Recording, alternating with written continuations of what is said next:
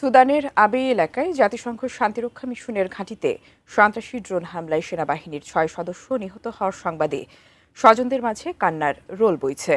শোকে স্তব্ধ পরিবার। সবুজ মিয়ার বাড়ি গাইবান্ধার পলাশবাড়ী উপজেলার ছোট ভগবানপুর গ্রামে। দুই ভাই বোনের মধ্যে ছিলেন ছোট, মাত্র 1.5 বছর আগে করেছিলেন বিয়ে। 2010 সালে যোগ দেন বাংলাদেশ সেনাবাহিনীতে। পরিবারের সচ্ছলতা ফেরানোর স্বপ্ন নিয়ে মাত্রই গত মাসের 7 তারিখে জাতিসংঘ শান্তিরক্ষা মিশনে যান সুদানে। দায়িত্ব ছিল লন্ড্রিম্যানের। গত শনিবার রাত 12টার দিকে পরিবারের কাছে সংবাদ আসে নিহত হয়েছেন সবুজ মিয়া। শোক আর আহাজারি থামছে না পরিবারে। আমি তো জানতাম না যে সে মারা গেছে। আমার ওই মেসেজটা সেন্ড হয় নাই। আমি দেখতেছি বারে বারে যে মেসেজ যায় নাই তার কাছে, আর কখনো যাবেও না তার কাছে আমার মেসেজ। করোনা বাগিরে মুখে দুকরিয়া গেল রে।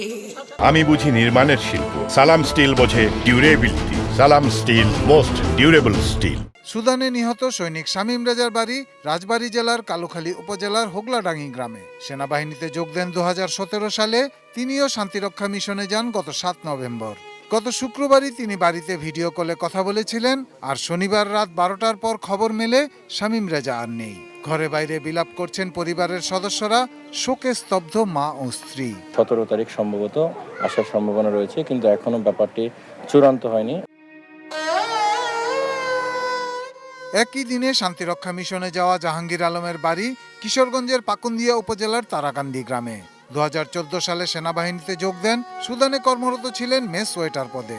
দেশে স্ত্রী ও 3 বছরের একমাত্র সন্তানকে রেখে গেছেন, আছেন বাবা মা। শনিবার আন্তঃবাহিনী জনসংযোগ পরিদপ্তর ISPR মোবাইলে মেসেজের মাধ্যমে নিশ্চিত করে জাহাঙ্গীর আলমের মৃত্যুর কথা। এখন পরিবার জুড়ে শুধুই কান্না। নাটোরের লালপুর উপজেলার বোয়ালিপাড়ার মাসুদ রানা বাংলাদেশ সেনাবাহিনীর কর্পোরাল পদে আছেন। সুদানে সন্ত্রাসীদের হামলায় বাংলাদেশি শান্তিরক্ষীদের কয়েকজন নিহত হয়েছেন।